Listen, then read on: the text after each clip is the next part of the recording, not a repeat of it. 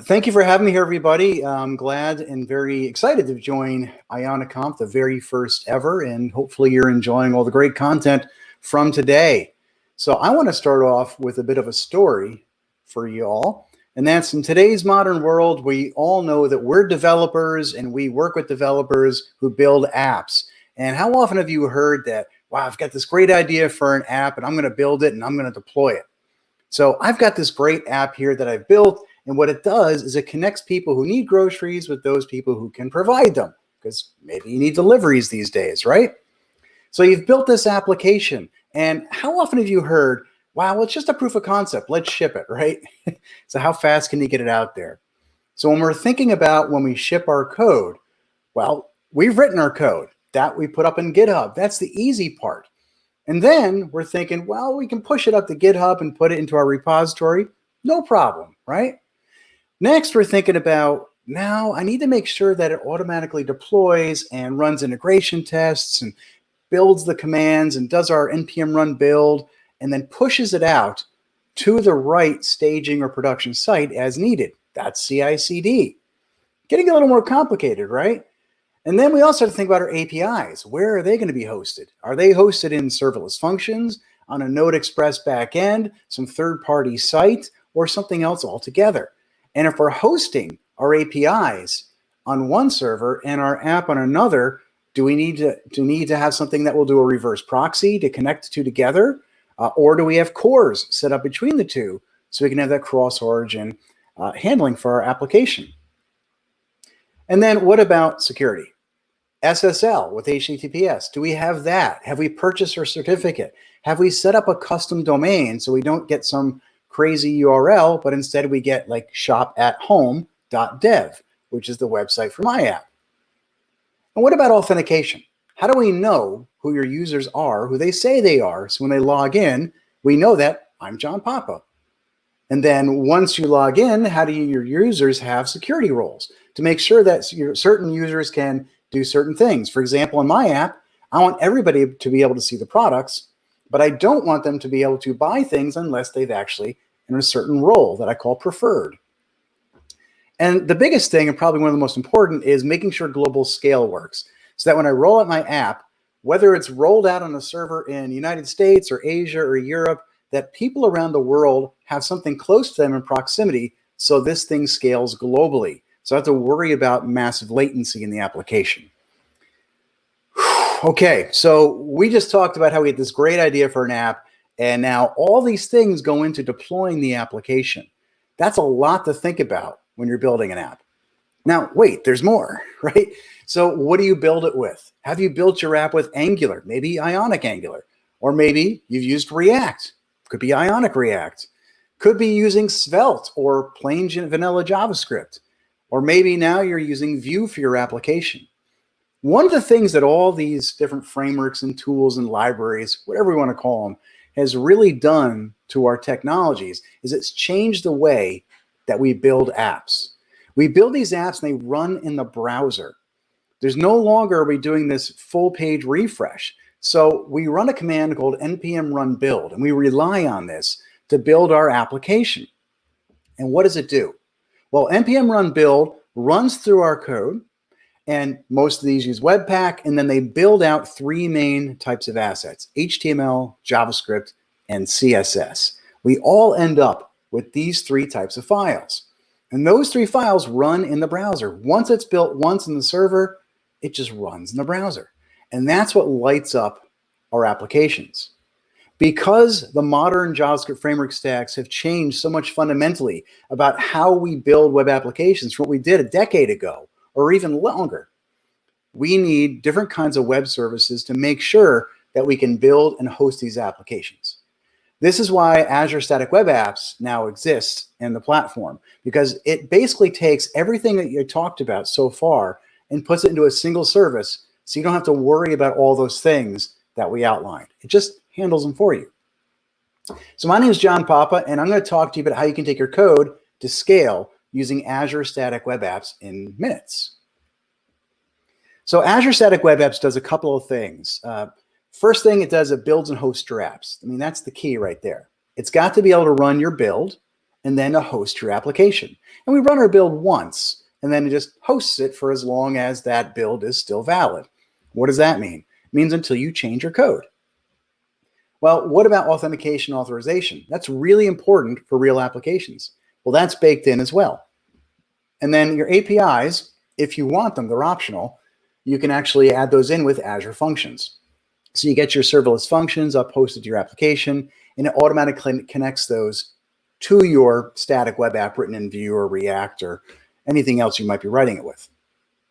And then finally, you get your CI/CD with GitHub Actions. So it builds a workflow file with GitHub Actions, which creates a pipeline for you. Out of the box, it gives you the build of your app and deploys it. And then you can also extend that file because it just gets added to your repo. So here's a picture of what's going to happen. We're going to create an application. You're going to push it up to GitHub. And let's say our application's got an app and an API folder. Those two folders contain our app and maybe our Azure Functions. And then we're going to push those to GitHub. Once we push those or make a pull request, then the action is going to fire. That action will prepare the environment to build our code. And then once it builds the code, it'll then push the static web apps, which is going to be our HTML, JavaScript, and CSS. It'll host that on a server. And it'll also host our APIs in Azure Functions. And then ultimately, that collective agreement there between those two is the static web app. And it's going to reach global scale to all the users that we have around the world. So enough talking about it. Let's take a look at a demo on how we can build this together. Our demo first, we're going to go through in 3 parts. We're going to build the application itself, and then we're going to build the API. And then finally, we're going to connect authentication and authorization. So first, we're going to start just where you start all times, which is with GitHub. So follow me over to the demo, and we will take a look at how to do this. All right, oops, here is the website, and I'll give you links to all these things later on. One thing I want to point out is I'm going to follow this through with the GitHub repo called Hello IoniConf, and that's the one I'm going to be using here. But I want to show you something special here that I've had a lot of folks in the community contribute to. You can actually run this demo with one of about 32 different types of libraries. So you can see there's Flutter, there's Ember, there's Ionic Angular, Ionic React. Hopefully we have Ionic Vue in here soon too. Hint, hint. So we've got a lot of these libraries. You can use any of these libraries in this repo to do exactly what I'm going to show you today. I'm going to use one in here that I've created called Hello IoniConf just to kick things off. And you'll notice that I've got this app here. It's got Angular, React, Vue, and Svelte, just 4 different versions of the same app. I'm going to use Svelte today just because I feel that way. And then we're going to build this up and deploy it. So here, we're going to go into Azure's portal first because we already have our code and we want to deploy this to Azure Static Web Apps. I'm going to click on the Static Web Apps preview. And once I do that, I'm going to click on Add. And then once it brings me to the wizard, I'm going to fill out a few different things here. In my subscription, I'm going to create a resource group, or I could select a new one. I'm going to call my group Papa Swa. And then I can never spell IoniConf. Sorry, there's only one C. Yep, there we go. And then we're going to enter a name for the app. I'll call it the same thing. And then the region, I'm going to choose US2. The region is where it's going to put my main server. And I'll tell you, all this is going to get global scale, but there's a couple things that only go to one server, and that's more for preview URLs. So remind me to tell you about that because that's exciting too. Then we're going to connect to GitHub by clicking on the button here. I'm going to choose my organization. I'm going to choose my repository, which was Hello IoniConf. And I've got a lot of these, so usually I just type it in. And then I'm going to choose my branch because you can connect to a specific branch if you'd like to. Now I'm going to click on Next Build. In this case, what I want to do is I want to build my Svelte application. And remember, the reason I showed you this repo, show you that it's actually located in a subfolder called Svelte app right here. So I'm going to go up into the application. I'm going to type in Svelte app. And let's say my functions are in a folder called functions. And then my artifact, what does that mean? Well, there's a hint here telling me that the artifact is the build or the public or the distribution folder. With Svelte, all the code is actually put in a folder called public. This is where my HTML, CSS, and JavaScript or any other assets are staged so I can deploy those from that folder. This is the information that Static Web Apps needs to then deploy the app. So now I'm going to click Review and Create. It's going to show me all the selections that I just made. And when I'm ready, I'm going to click the Create button. And now Azure is preparing the different resources. That's basically just the servers that it's going to prepare for us in the cloud. And once they're ready, it'll say go to the resource. We'll click that button. And now we get a nice URL like lemon dessert over here. If we click on this quick, it'll show us that the site is not quite ready yet because we literally just created it and it's about to go build and deploy our app. So we'll come back to that. It's telling us the sources from the master branch, and then there's a workflow file. Well, if I click on the workflow file, this will bring me right to a file that got added to that GitHub repo. So notice I'm in the Hello IoniConf repo, and then in my GitHub Workflows folder, which it created for me, it's got this workflow file. This is a YAML file that basically sets up the whole build steps for you. Now, the important part here is what's between the comments on lines 28 and 33. And I'll start here on 30. So on 30, notice that it's showing me the application is the Svelte app.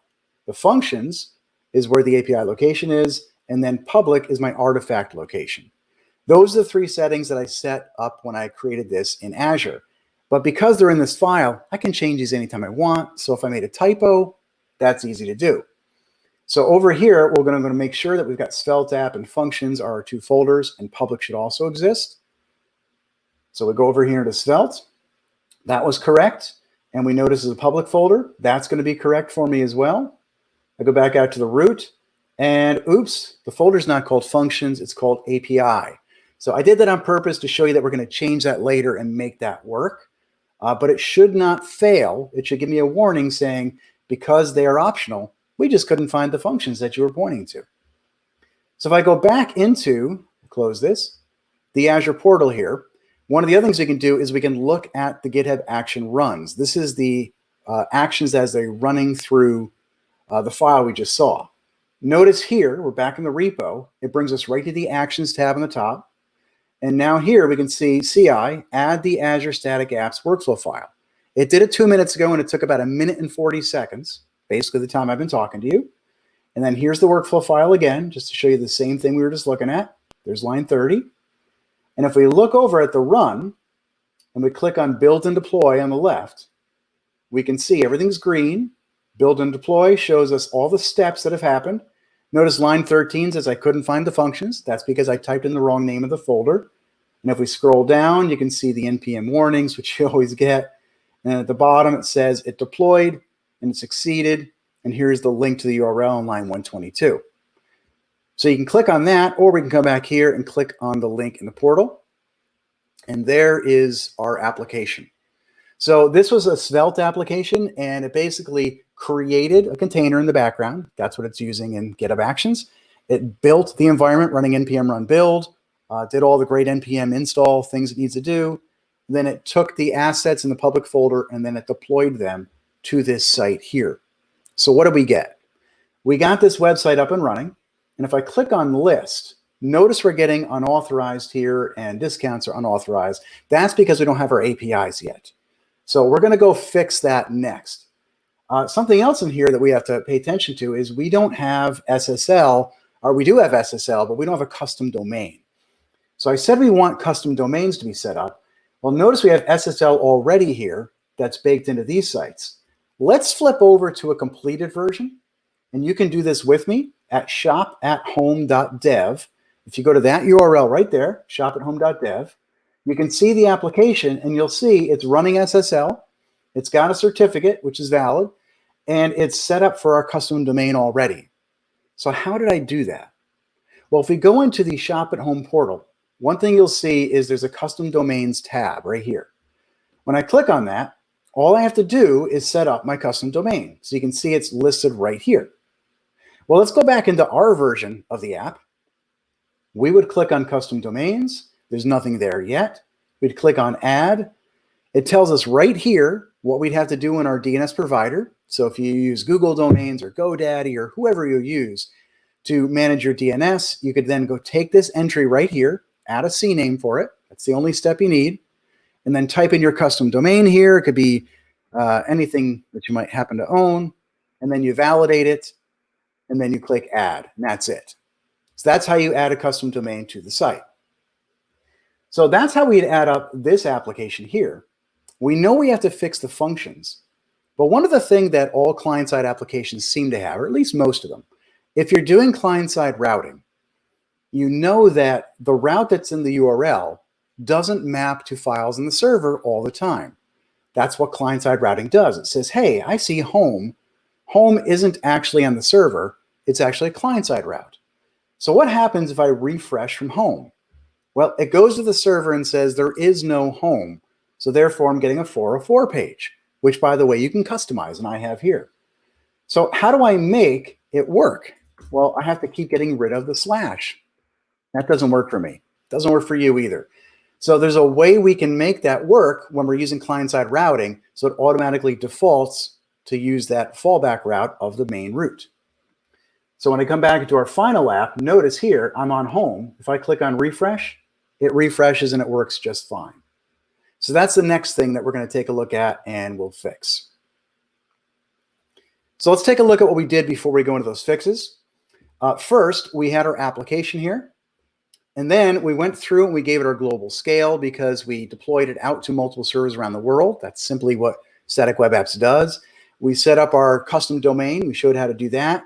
And next, we're going to show how to set up our APIs. And we're going to set up our routing between our APIs and our client-side app.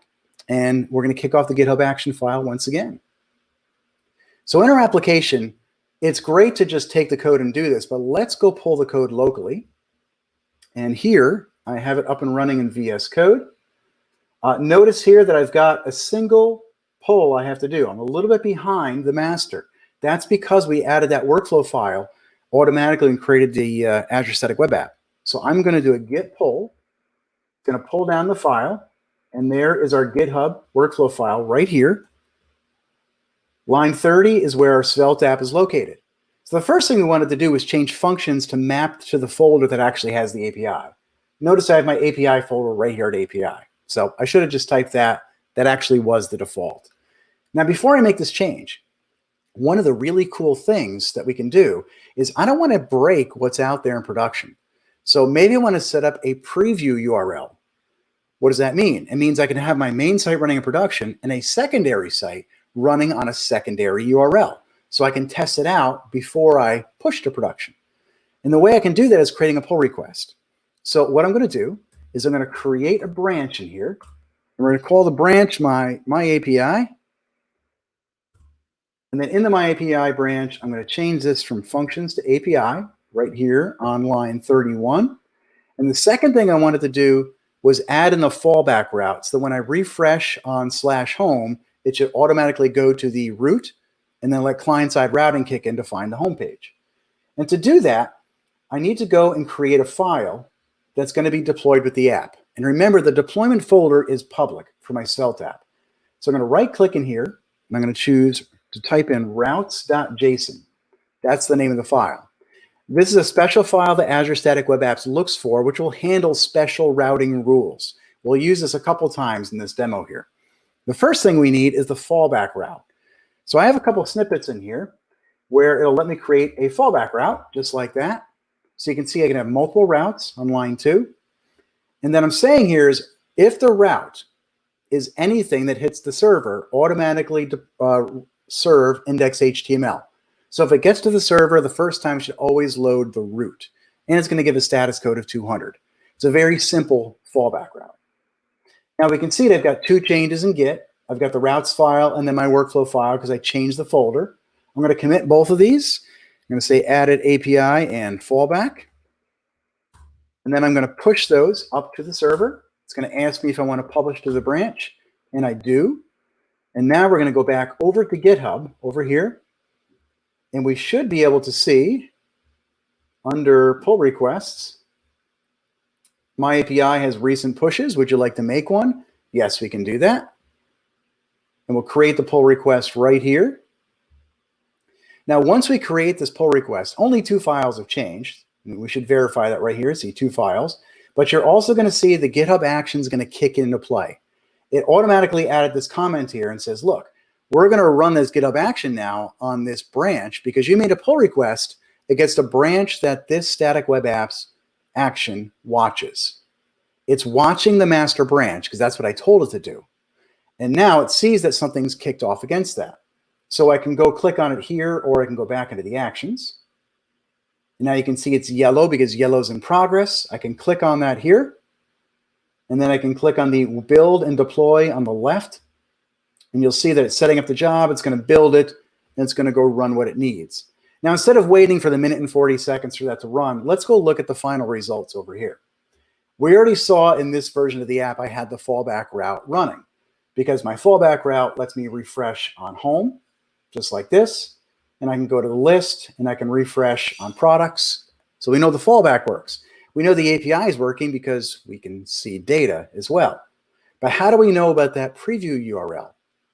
Well, what I have here in the Shop at Home app is I have a preview URL where I was testing out a green version of my app, which is actually built with Vue.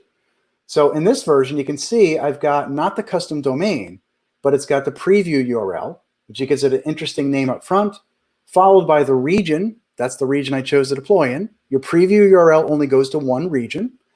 And then it gives it the number of the pull requests, which happened to be 4 for the one I created before. So if we click back over into our final version here, we can see it's building up our application. It should be close to finishing down at the bottom. It's zipping the artifacts, it's deploying it, and then it should be very close to creating our new URL. Another place you can watch this is if we go over to the pull request itself.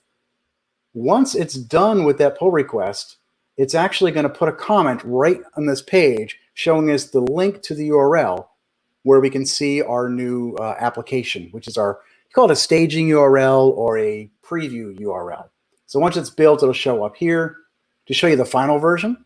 So we don't have to wait for this one. Here's the PR that I created for the Shop at Home app. And there you can see, look, your staging site is ready. And every time it rebuilds, it puts the same link up there for you. When you're done with your staging URL, you can simply just close the pull request if you don't want to use that specific one anymore. And now we can see back in our version of the app, Lemon Dessert is now ready in East US 2. We can click on that. And now our application should have fallback routes if we refresh. And indeed, it does work. So what did we do so far? We got our app, we've got our API, we've got our fallback routes in place with our preview URLs. The next step is to add authentication and authorization. So let's go do that now.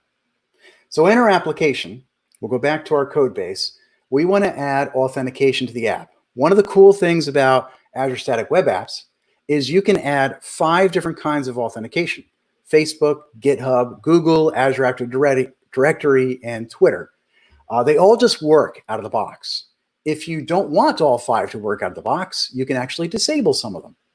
So I want people to be able to authenticate with some of those, but not all, because sometimes giving too many options is just too much. So let me show you how that works. We're going to come into the routes array here in routes.json, and we're going to extend it. I like to keep the fallback route last because these routes operate in order. And I want it to hit my authentication ones first. I have another snippet here for my auth providers. What I'm doing is saying when you see auth, which uses easy auth, so .auth login is the URL to go to our authentication. Facebook or Google are going to be blocked. I'm going to return a 404 if we try to authenticate with those 2. I just picked 2 of them. The other 3 are going to be Azure Active Directory, GitHub, and Twitter, and they're all just going to work. So those 3 authentication providers just work for us. So that handles authentication for us, and we'll walk through how that works. The second piece is authorization. Now, people often get confused in these 2 concepts because one is telling you you are who you say you are. You're going to authenticate with Twitter to say, I am John Papa. But authorization says, great, you're John Papa, but what can you do in this application? That's your roles or your claims, things you can do. So I'm going to have a role in my app where only preferred users can edit the data. I only want them to edit the data if they're preferred. So I'm going to set up these routes here to handle that. So I've got another snippet for restricting my API. And you'll see here that preferred users get discounts. So you can't even see the discounts unless you're in the preferred role. And anybody who's going to API/X, X for change, .star, that's going to be a preferred role too. So it means anybody who comes in, if they're preferred, then they can change the data. What can people do if they're only authenticated? Well, that's going to be they can read the data. So they can read the list of groceries. Think about the app again. It's a list of groceries and products that they might want to look at. So I want everyone to be able to see that, to think, ooh, I want to join this. So and then sign up to the preferred role, then they can add their own grocery list, change them, and get access to discounts at different grocery stores. So now I've set up authorization down here in lines 11 through 22, and authentication, I'm blocking 3 through 10. I'm blocking Google and Facebook. I don't have to put in Twitter or Google or, Twitter or GitHub or Azure Active Directory because I want those to succeed.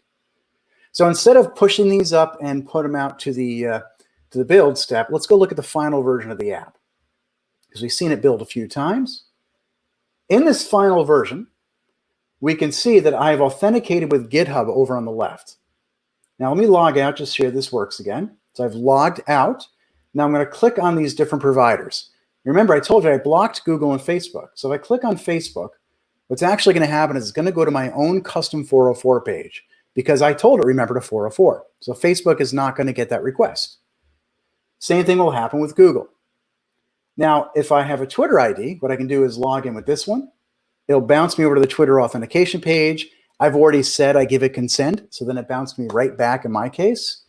And now, remember, I've only been authenticated with Twitter. I don't have a preferred role as far as we know. So I can go look at the list and see all the products, but I cannot edit. And therefore, I cannot see the discounts either. I'm unauthorized in this case. That's what I'm getting. But if I log out and I log in as GitHub, and then it authenticates me there, notice I can see the discounts and I can also see the products and then edit them. So how do you handle this authorization piece? Well, if I go back into the application on the portal, what we can see over here on the left is role management. And role management is going to show me that, okay, we can invite different users to different roles.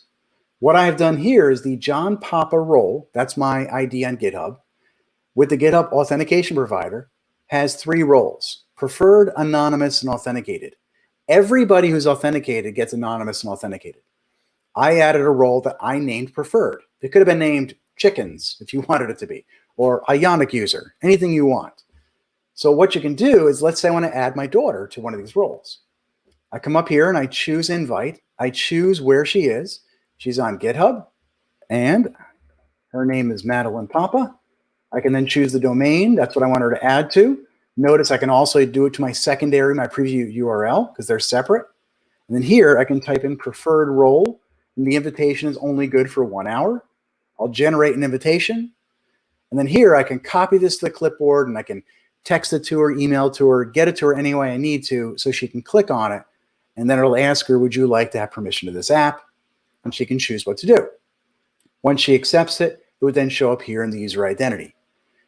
Because I only have that role for preferred in GitHub, that's why in the application, I can only see the discounts here and I can edit if I wanted to, like I could delete strawberries if I wanted to in this case.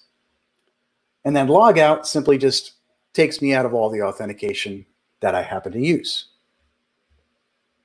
So what do we see in the last demo here? We added on authentication, authorization, and we saw how we could connect in the invitations to our application so we can actually invite people to those roles. Whoa, okay. So we built an app, right? And I didn't change any code throughout this application. I just configured a few things to work differently along the way. Now, you build apps every day. What's cool is thinking about all these things that you're seeing on the screen. It could really be complex. I've built global scale applications for the web for years, and putting all these things together means going into individual services and configuring them all, and then figuring out how to connect them all together and deploy them in a cloud provider. Doesn't matter if you're using Azure, AWS, or whoever, you've got to figure out how to put these things together. What's nice about this service is Azure Static Web Apps does the whole thing for you. You just build the dev app that you need, and then you push it up to the cloud. So what did you get again? You get a single unified workflow through GitHub Actions, which allows you to put your build cycle into play. You get serverless APIs powered by Azure's functions. Those are optional. If you have your own APIs, you can certainly have your JavaScript apps call that as well. And you get integrated authentication and authorization roles and access, which is really great for a lot of the apps right out of the box. And there's everything else we saw you get as well, of course, but these are the key features. Now, if you want to try this for yourself, and I highly recommend you do, there are 4 versions of the app called Shop at Home with all the features I showed you today in the repo called johnpapa/shop at home up on GitHub. You can actually follow through by looking at the docs here. Here's a link to all of our docs. We have plenty of them.